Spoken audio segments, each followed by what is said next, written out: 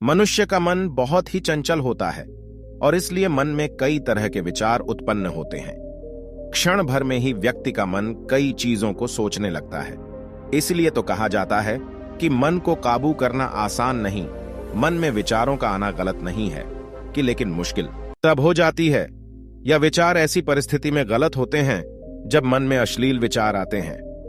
कभी कभी तो ना चाहने के बावजूद भी मन में अश्लील विचार आते हैं। अगर आपके मन में भी ऐसे विचार आते हैं तो गौतम बुद्ध की इस कहानी से आपके विचारों में जरूर बदलाव आएगा।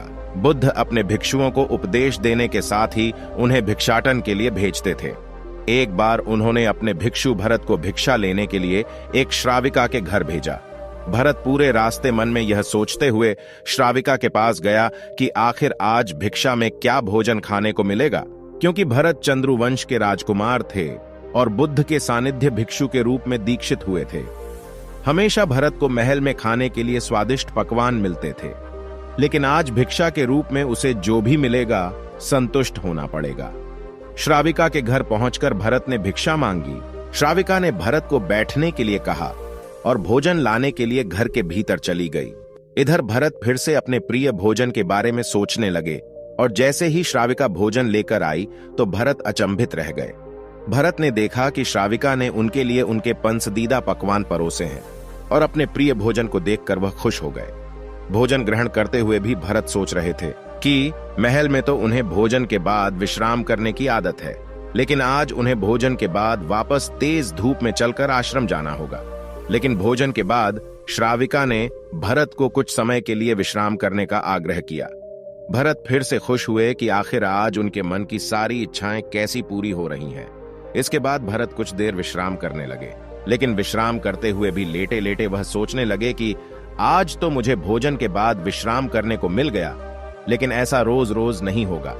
जब भरत विश्राम के बाद उठे तो श्राविका ने कहा कि आप जब तक चाहे यहां ठहर सकते हैं। भरत अब समझ गए कि यह कोई संयोग नहीं हो सकता।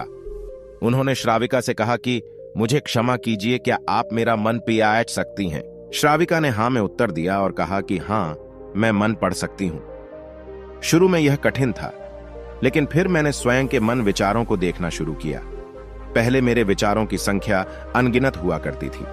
इसके बाद मैंने विचारों पर ध्यान केंद्रित किया बिना पक्ष विपक्ष के अपने विचारों को देखने लगी। इस तरह से धीरे धीरे मेरे मन में विचारों की संख्या कम होती गई और सारे व्यर्थ विचार दूर हो गए।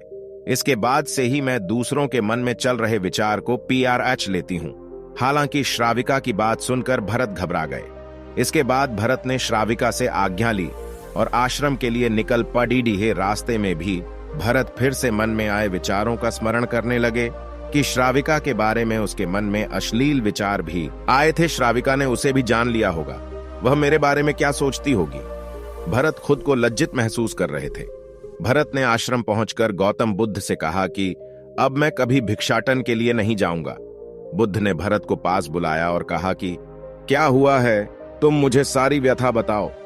भरत ने सारी बातें बुद्ध को बताई। इसके बाद बुद्ध ने कहा कि अगले 1 हफ्ते तक तुम भिक्षाटन के लिए उसी श्राविका के घर पर जाओगे, लेकिन तुम्हें इस बात का ध्यान रखना होगा कि कल भिक्षाटन के लिए जाते हुए तुम अपने चित्त को पूरे होश में रखना। तुम्हारे भीतर क्या विचार उठे उन पर ध्यान केंद्रित करना और यह भी ध्यान रखना कि तुम्हारे मन में कौन सी वासना उठ रही है। तुम कल इन सभी चीजों को ध्यान में रखकर जाना और इसके बाद मुझे वापस आकर बताना। अगले दिन भरत भिक्षाटन के लिए गए। बुद्ध के बताए अनुसार वह पूरे रास्ते अपने होश को जागृत रखते हुए चल रहे थे। जब श्राविका का घर आया तो भरत ने भिक्षा मांगी। उसके भीतर कोई वासना नहीं थी और ना ही कोई विचार उत्पन्न हो रहे थे, क्योंकि उसने अपने मन को पूरी तरह जागृत रखा था। भरत ने भिक्षा ली और आश्रम चला गया। भरत ने बुद्ध को प्रणाम किया और कहा कि आज उसे जिस आनंद की अनुभूति हुई वह पहले कभी नहीं हुई।